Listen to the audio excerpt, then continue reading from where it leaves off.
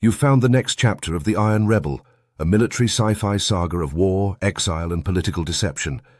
If that sounds like your kind of story, hit subscribe and give this video a like. It helps the story reach new rebels like you. Chapter 15. The Weight of Rebellion.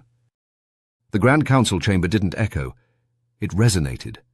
Sound hung there, suspended between vaulted stone ribs and steel-veined pillars, woven into the architecture like a memory too heavy to bury. This wasn't a room designed for truth. It was designed to survive it. And now it was straining. Overhead, the lights burned clinical and bright, as if raw illumination might chase back the shadows crawling from beneath the floor. It didn't.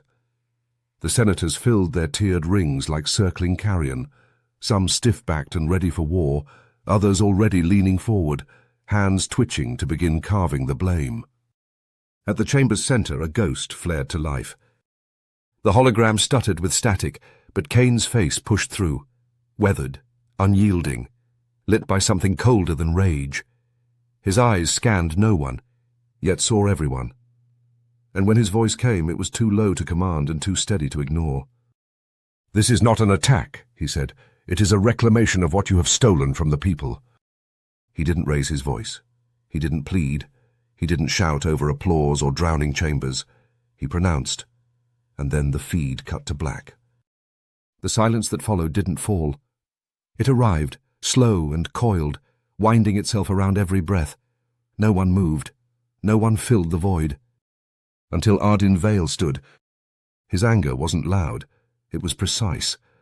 One hand gripped the edge of his desk, fingers tightening like they meant to tear steel from its bolts. "This is an outrage," he said, and the words landed hard.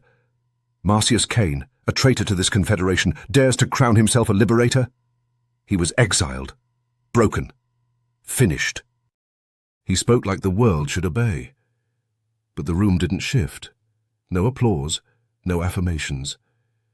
Just a few uneasy glances passed between chairs, and more than one set of eyes drifting toward the chamber doors, as if reassessing the distance. Ceres Tal rose with timing sharpened to a point. No hesitation, no wasted movement. Her expression was perfect, serene and lethal, like a knife left on velvet. "This is sedition," she said.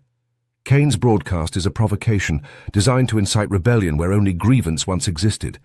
If we don't crush this now, we invite contagion." Her words didn't burn. They eroded. And a few senators nodded, unsure whether it was conviction or habit that moved their heads. Midway through the chamber, Eliana Rist stood.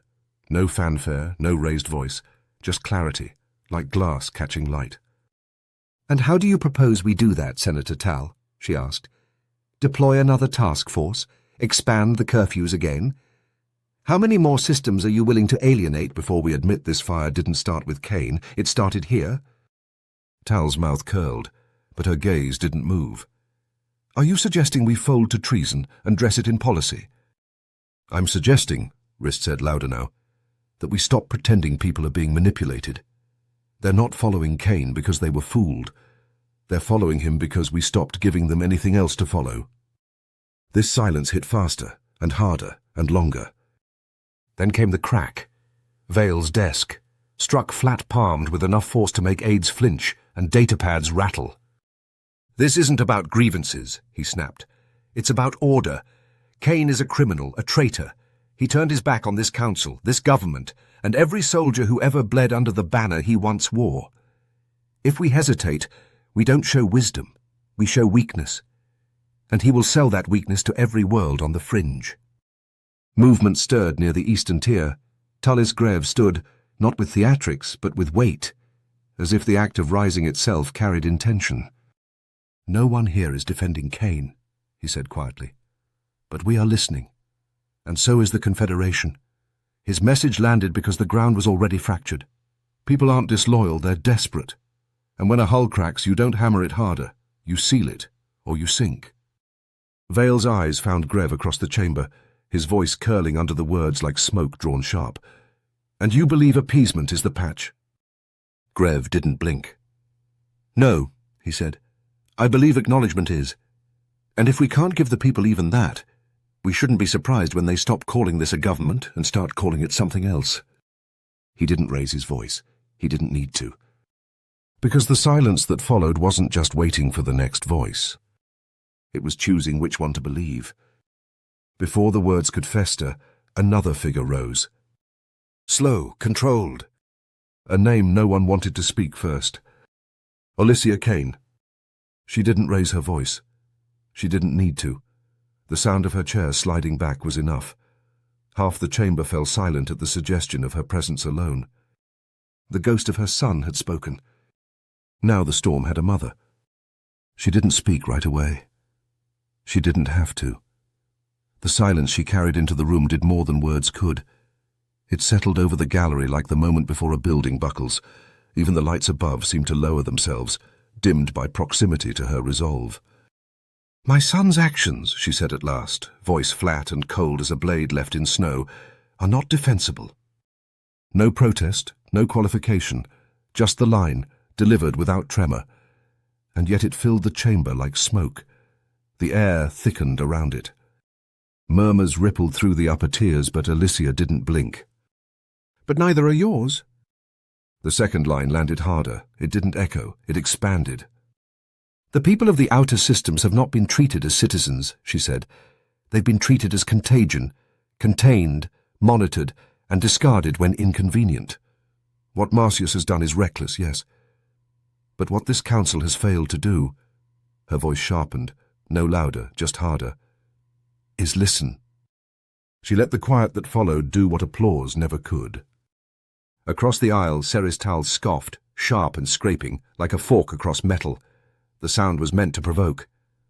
Spare us the revisionist grief, Alicia. Your son isn't a martyr.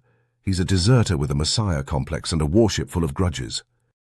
Alicia turned toward her slowly. Not with heat, but with precision. Her eyes didn't burn. They sliced. And yet, she said, he's giving those people something you never could. She paused, not for effect, but for accuracy. A reason to believe they matter. Ask yourself, Ceres, why do they follow him?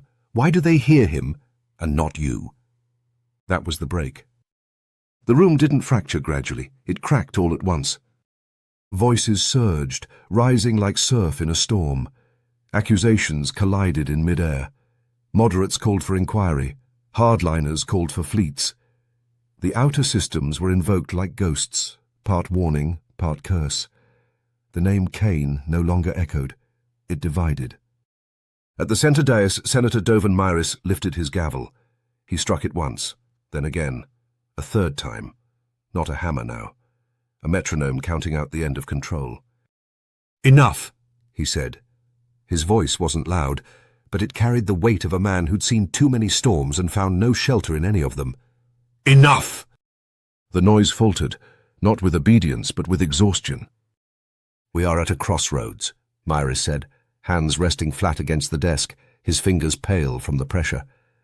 This rebellion threatens the Confederation itself. We cannot face it fractured. We act now, or we fall later. Proposals now.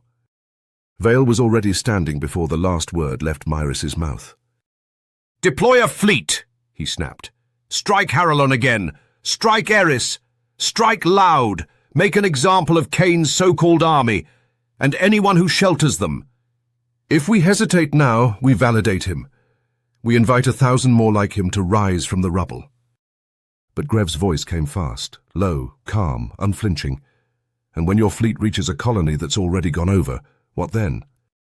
He didn't posture. He asked the question plainly, as if the answer mattered more than the win. Do we bomb the people we failed? Turn our flags into warnings? This rebellion isn't a spark, it's a symptom, and symptoms don't disappear when you shoot them. Tal didn't miss a beat. And your answer? She hissed. Surrender every council seat to the next man with a manifesto and a stolen transmitter? Let them tear down what we've built and call it justice?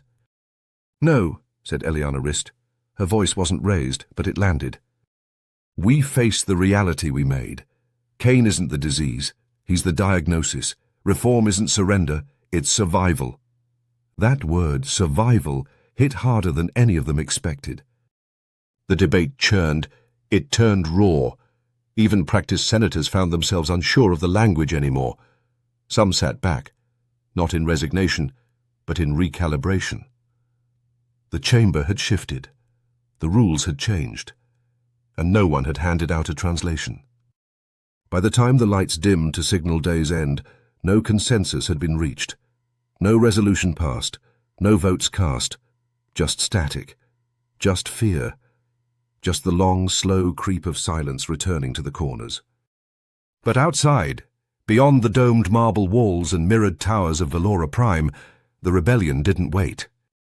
It moved through cracks, through signal voids and hidden hangars. It moved in low-orbit refits and stolen signal bursts, through backwater colonies already written off, and in camps stitched together with ration packs, memory and welded steel. Kane hadn't just struck Haralon. He'd struck certainty.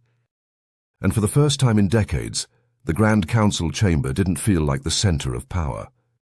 It felt like the edge of something breaking. This chapter of the Iron Rebel comes to a close, but the war is far from over. If the story spoke to you, leave a like. It fuels the rebellion. And if you haven't yet, subscribe. New episodes drop every week. Until next time, stay sharp, stay defiant.